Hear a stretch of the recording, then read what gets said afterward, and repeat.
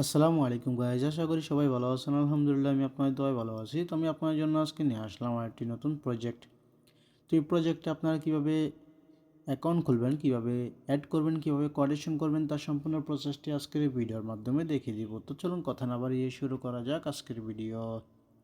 তো এই প্রজেক্টে আপনারা দুইভাবে অ্যাকাউন্ট ওপেন করতে পারবেন। এক হচ্ছে আপনাদের ইমেলের মাধ্যমে, দ্বিতীয় হচ্ছে ফোন নাম্বারের মাধ্যমে। আপনারা যেটা দেওয়া খুশি আপনারা আপনাদের মন মতো অ্যাকাউন্টটা খুলে নেবেন।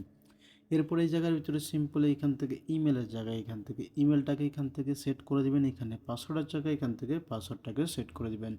তারপরে এখান থেকে রিএন্টার পাসওয়ার্ডের জায়গায় এখান থেকে রিএন্টার পাসওয়ার্ডটা সেট করে দেওয়ার পরে এখান থেকে সিম্পলি সাইন আপের উপরে ক্লিক করে দেওয়ার সাথে সাথে কিন্তু অ্যাকাউন্টটা কিন্তু এখান থেকে ওপেন হয়ে যাবে। তো এখান থেকে আমার অ্যাকাউন্ট আগে থেকে ওপেন করা আছে, আমি আপনাদেরকে এখান থেকে দেখিয়ে দিচ্ছি।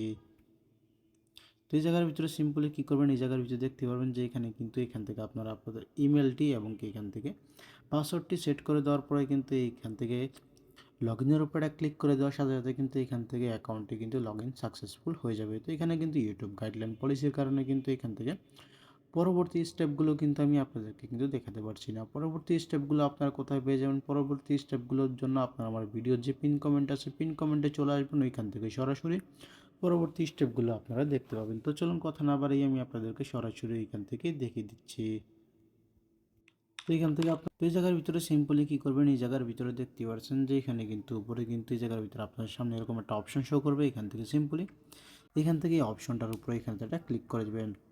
এখান থেকে একটা অপশনের উপর একটা ক্লিক করে দেওয়ার সামনে পরেই কিন্তু আপনাদের সামনে আরও একটি অপশন শো করবে। এখান থেকে অপশনটার উপর একটা ক্লিক করে দেওয়ার পরে এই জায়গার ভিতরে দেখতে পাচ্ছেন যেরকম একটা ইন্টারফেস শো করবে। তো এই জায়গার ভিতরে দেখতে পারবেন যে এখানে কিন্তু ইনফরমেশন কিন্তু এখান থেকে লেখা আছে, এখান থেকে ফলো ইনস্ট্রাকশন কিন্তু লেখা আছে এবং এই জায়গার ভিতরে দেখতে পাচ্ছেন যে প্রজেক্টের যে বায়োটা আছে সেই বায়োটা কিন্তু এই জায়গার ভিতরে শো করছে এবং এখান থেকে দেখতে পারবেন যে এখানে কিন্তু উপরে কিন্তু প্রজেক্টের কিন্তু লিঙ্কটা কিন্তু এখান থেকে শো করবে। এরপরে জায়গার ভিতরে দেখতে পারবেন যে এখানে আমার টেলিগ্রাম চ্যানেলটা আছে, টেলিগ্রাম চ্যানেলটা কিন্তু এখান থেকে দেখতে পারবেন যে এখানে কিন্তু লিঙ্কটা শো করবে এবং কি এখান থেকে আমার টেলিগ্রাম চ্যানেলটা শো করবে, টেলিগ্রাম পার্সোনাল মেসেজটা শো করবে। এরপরে জায়গার ভিতরে আমার ইউটিউব চ্যানেলটা শো করবে। এরপরে এখানে নিচে দেখতে পাচ্ছেন যে এখানে প্রজেক্টের যে লিঙ্কটা আছে প্রজেক্টের লিঙ্কটা কিন্তু এখান থেকে শো করছে। তো এখান থেকে আপনারা চাইলে কিন্তু পরবর্তী স্টেপগুলো কিন্তু এখান থেকে চেক করে নিতে পারেন। তো এই ছিল আজকের ভিডিও।